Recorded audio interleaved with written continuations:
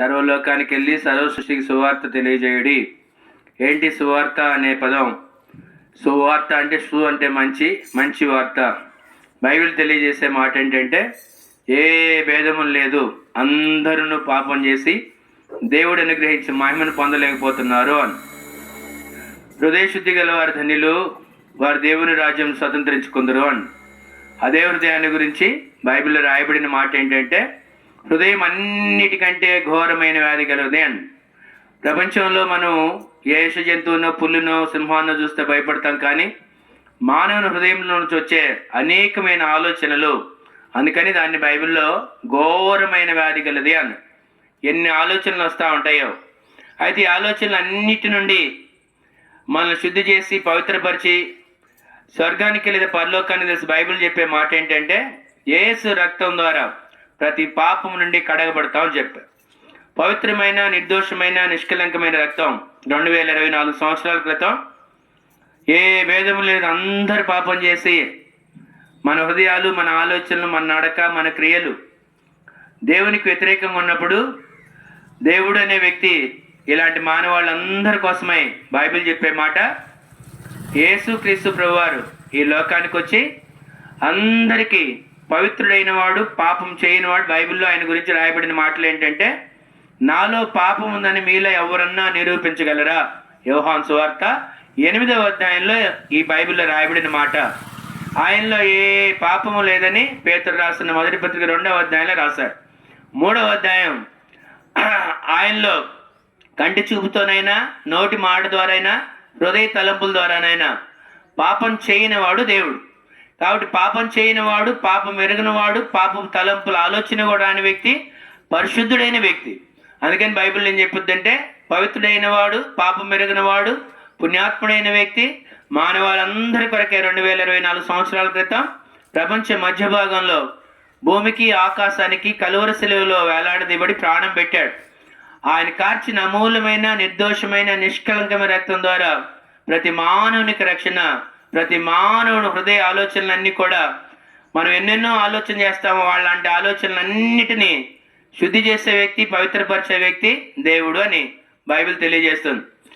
దేవునికి మానవునికి ఉన్న ప్రేమ ఏంటయ్యా అంటే బైబిల్లో రాయబడిన మాట, యెషయా గ్రంథం 65 మొదటి వచనంలో దినమెల్లా ఆయన మాట వినకపోయినా, ఆయన వైపు తిరగకపోయినా, ఎదురు తిరుగుతున్నా కూడా రోజంతా చేతులు చాపి ఎదురు చూస్తూ ఉంటాడు అని బైబిల్ తెలియజేస్తుంది. బహుశా మన స్నేహితులు, మన అన్నదమ్ములు, మన అక్క చెల్లెల్లో చిన్న మాట తేడా వస్తేనే మనతో పలకరు. దేవుడు అనే వ్యక్తి ఎంత ప్రేమ కలిగిన వాడంటే 2024 సంవత్సరాల క్రితం చనిపోయి ఇప్పుడు ఎక్కడున్నాడంటే బైబిల్ తెలియజేసే మాట పరలోకంలో ఆయన ఉన్నాడు. ఏం చేస్తున్నాడయ్యా అంటే మానవాళ్ళందరూ రక్షణ కొరకు ఎదురు చూస్తూ ఉన్నాడు. రోజంతా వాళ్ళ కోసం దినమెల్లా చేతులు చాపించుతున్నాడు. అందుకని బైబిల్లో ఆయన గురించి దేవుడు ప్రేమ స్వరూపి. ప్రపంచంలో ఎవరు ప్రేమించినా ప్రేమించకపోయినా దేవుడు అనే వ్యక్తి మానవుని మీద అంత ఇష్టం కలిగిన వాడు. సరే, దేవుడిని ప్రేమిస్తే ఏమొస్తుందయ్యా అంటే బైబిల్ చెప్పే మాట ఏంటంటే నేనున్న స్థలంలో మీరు కూడా ఉండలాగన. ఆయన ఎక్కడున్నాడంటే పరలోక రాజ్యంలో, స్వర్గము అంటాం. బైబిల్ చెప్పేది ఈ లోకంలో కొన్ని దినాలు అయిన తర్వాత ప్రసంగి గ్రంథంలో మరణము చూడని ఇల్లే లేదు అని రాశారు. రాజులైనా, డాక్టర్లైనా, అధికారులైనా, ఐశ్వర్యవంతులైనా వాళ్ళ కుటుంబంలో తల్లిదండ్రులు, ముత్తాతలు, అవ్వలు అందరూ చనిపోయారు. అయితే ఎవరు నిత్యం దేవునితో ఉంటారని బైబిల్ తెలియజేస్తుందంటే రక్షణ పొంది, మారుమనసు పొంది, పాపక్షమాపణ పొంది లోకంలో ఉన్నప్పుడే, ప్రాణంతో ఉన్నప్పుడే బైబిల్ రోమాపత్రిక 10వ అధ్యాయంలో క్రీస్తుని గురించి వినుడు ద్వారా, అది ఏంటి క్రీస్తు అంటే యేసుక్రీస్తు ప్రభువారు మానవాళ్ళందరి కొరకు ప్రాణం పెట్టాడు. ఆయన గురించి వినుడు ద్వారా అయ్యా నువ్వు కూడా దేవుడు అయితే నా హృదయము అనేక ఆలోచనలతోటి నింపబడింది, అలాంటి ఆలోచన నుంచి నాకు విడుదల, విమోచన కలుగే దేవుడిని అడగటాన్నేమో ప్రార్థన అంటారు. ఆ దేవుడిని అడిగిన తర్వాత అవన్నీ తొలగించుకోవడమేమో విడుదల, విమోచన, దాన్ని బైబిల్లో రక్షణ అంటారు. యోహాను సువార్త 3వ అధ్యాయంలో ఒకడు అలా కొత్త జన్మ జన్మించకపోతే పరలోక రాజ్యం ప్రవేశమే లేదు అని చెప్పాడు.